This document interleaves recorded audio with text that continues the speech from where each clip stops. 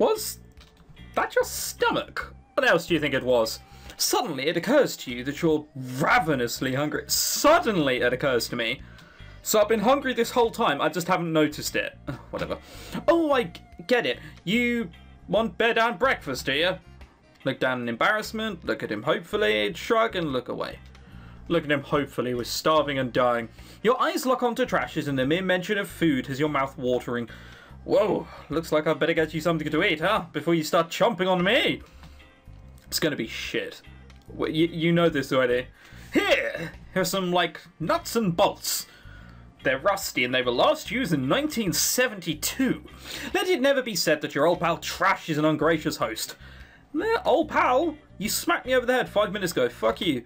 He starts riffling through some boxes stacked against one of the walls and, after a moment, pulls out a tin can and eyes it before tossing it your way.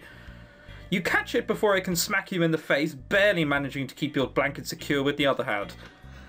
Yeah, I was going to say, considering how weak I am and battered, I'm amazed he just threw it. It's a can of Spam, classic style. The label is faded and peeling. It is clearly many, many years past its expiration date. You try not to think about what that means in the greater scheme of things, not just yet. Dig in. You hold the sealed can in your hands and send Trash a look. Oh, right. He grabs a knife from a crooked and crowded shelf and comes to take the can back from you, piercing it in one motion and separating the lid in another. He then hands you back the can. Sorry, guess my entertaining skills are really rusty. No, I just think you're fairly incompetent. The food inside looks surprisingly edible. It's a can of Spam. That shit will last for 500 years and still look like it hasn't been touched. It's like a McDonald's burger. That doesn't mean it's tasty, though. Maybe almost as edible as it was when it went into the can. Possessed by an incredible hunger that, now acknowledged, can no longer be denied, you dig chunks of meat one by one from the can with your fingers and swallow them in big gulps.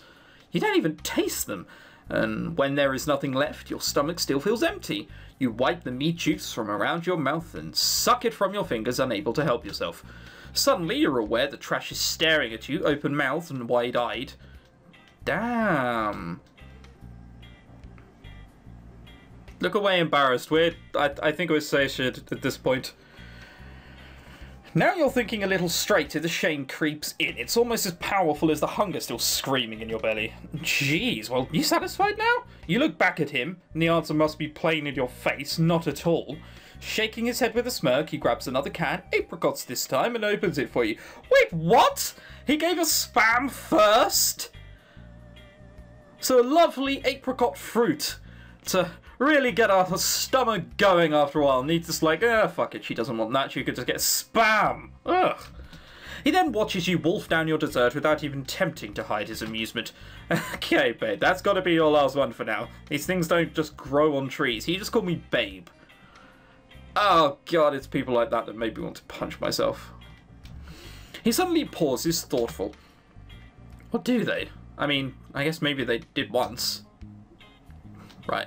Voiceless as you are, you're unable to give him an answer. But it doesn't even look like he's talking to you anymore. This is a conversation with himself. Or did they come out of the ground, like potatoes, right? As he continues to theorize on the origin of apricots... Do you really need to... Whatever. You find his voice cutting in and out of as exhaustion washes over you in sudden aggressive waves. I seem to be a lot of things and only notice them conveniently one after the other. Food seems to have caused the jitters in your belly, but in return it has left your entire body feeling sluggish and heavy as every bizarre thing that has happened to you since you woke up suddenly falls upon you with almost physical weight. Hey, you okay? You can't answer. You can't even remain sitting upright. Within moments, you can no longer open your eyes. You're kidding me. Asleep again already? Not quite asleep yet, but it's coming on. You can feel it and can do nothing about it. Well, whatever. I guess you can stay for now. Looks like I'm taking the floor. It's bright outside. You're not sleeping yet. Those words, gruffly spoken by your ear, are the last thing you hear, but there is nothing in your world once again. Am I going to wake up and be somewhere else? Please? If you dream, you don't remember it. Waking for the third time is less traumatic than the first or second. It only takes a moment to remember where you are, the strange little hut, the wasteland sprawling outside, and the man who almost killed you. With that thought, you realise the trash is nowhere to be seen and you don't hear the sounds of a person stirring elsewhere in the shack. Then you notice the ragged sheet of paper pinned to the wall beside the bed with a knife. You could do it more subtly. A message is scratched onto the paper in what looks to be pencil lead. It reads, "Good morning. Gone to work back before dark. Make yourself breakfast." Well, I mean, if you read it out loud, there's nothing wrong with that at all. To be fair, that is probably the spelling of your average Twitch chat user. So, you learn something every day, don't you? For those that didn't know. But don't touch my stuff, don't steal my stuff, stay in bed and sleep. Oh well. And for God's sake, put some clothes on. Oh, cloths on. At the foot of the bed, a tank top and a pair of long camo shorts have been laid out. On the floor are some mean-looking leather boots and a rolled pair of fraying socks. You get dressed, grateful to finally feel slightly less vulnerable. Nothing quite fits right, and these certainly aren't women's clothes. Yeah, funny that. It's like you can't cater for random women showing up. But it's passable as a thrown-together outfit. The note said to help yourself to breakfast, so you take a look through the pile of boxes that trash had produced the food from before. Nothing but stacks of cans with peeling labels. No longer possessed by hunger, the questionable canned food doesn't seem like a great option. What are you going to do elsewhere? Like, go outside and lick sand? That's a terrible idea. But further investigation implies that there is nothing else. There are no cupboards to rifle through, no refrigerator. In fact, there seems to be nothing of an electrical nature at all. There's a huge barrel by the door, and that's half full of water. You're not sure if it's safe to drink or not, but your throat is burning, so you scoop a couple of handfuls into your mouth anyway. I'm presuming it's fine, we're just not mentioning it again. Everything else is just a mess of miscellaneous parts, old blankets and containers and whatnot. There's a single table pressed against the furthest wall from the bed, completely covered in pieces of scrap metal and broken machinery. After taking stock, you head outside.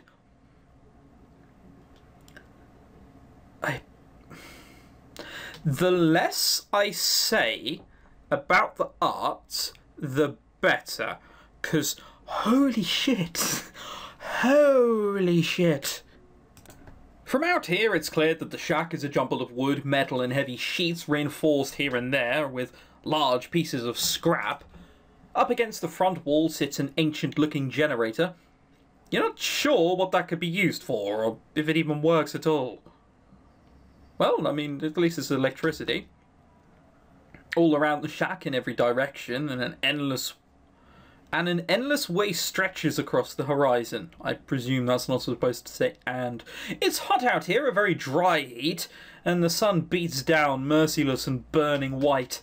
This place is weird, wrong, unlike anything you've ever seen. And yet here you are. For a long time you do not move, just stand staring at the grey rocks, grey spelled wrong, and yellow dirt, yes I know it's American, that counts as wrong, waiting for answers, for anything. With the heat of the sun finally becomes too much, you turn and walk back inside. It's getting dark by the time Trash returns. Call off the search party, babe, I'm back. Oh, where is the hit you round the head with a wrench option? He's filthy, covered from head to toe in dirt and what looks to be oil. There's a big backpack slung on his back, and it clanks with every step he takes. Emptying it over the table, a bunch of metal jack falls out to add to the already sizable pile. Man, what a day. With a groan of relief, Trash kicks off his boots and snaps the goggles off his head. Oh, yeah, that's better. So what did you get up to today? As he steps closer, it suddenly hits you. He stinks. It must show on your face because he stops in his tracks. What is it? Shake your head, hold your nose. Hold my nose, much better. Oh, jeez, okay, princess. You stink, that's not my fault, Christ. He breaks into a huge grin and spreads his arms wide. What, it's just good old sweat, baby. Nothing wrong with a bit of manly musk. God, I'm going to ditch him as soon as I can. He continues to grin at you, maybe waiting for a return smile. After a few moments, his shoulders drop and he gives a big, exaggerated sigh to the heavens. Fine, fine, I'll clean up just for you, milady. He turns and heads for the water barrel, muttering all the while. Honestly, come into my home and start telling me I smell bad. Without warning, he then grabs the bottom of his shirt and yanks it off over his head, dropping it carelessly to the ground. He looks totally nonchalant as he dips a rag of cloth into the barrel and starts washing himself. Oh, when we drank that is disgusting. We're looking away. You know, I just have so many questions for you, David. Wish you could answer them. You hear the wet slap of trash. Bollocks, we called him trash. Lenny, wiping himself with the rag. And keep your eyes resolutely averted. Like, for instance, just where the hell you came from. This makes you look up. The truth is, you can't remember very much at all. You know that this isn't your world, because in your world there are televisions of running water, and food that doesn't come out of a can. There are vague recollections of dinners spent with family, coffee shared with friends, the shadows cast by towering buildings and trees that... Wait, there is one clear memory, or at least it feels like a memory. Park. What was that? Did you just... Park Green? Each word hurts as it scrapes out of your throat, but now that you've started, you can't stop. Trees, flowers, people, life. Is that supposed to be a joke? Travis sighs and runs his hand through his hair. Jesus.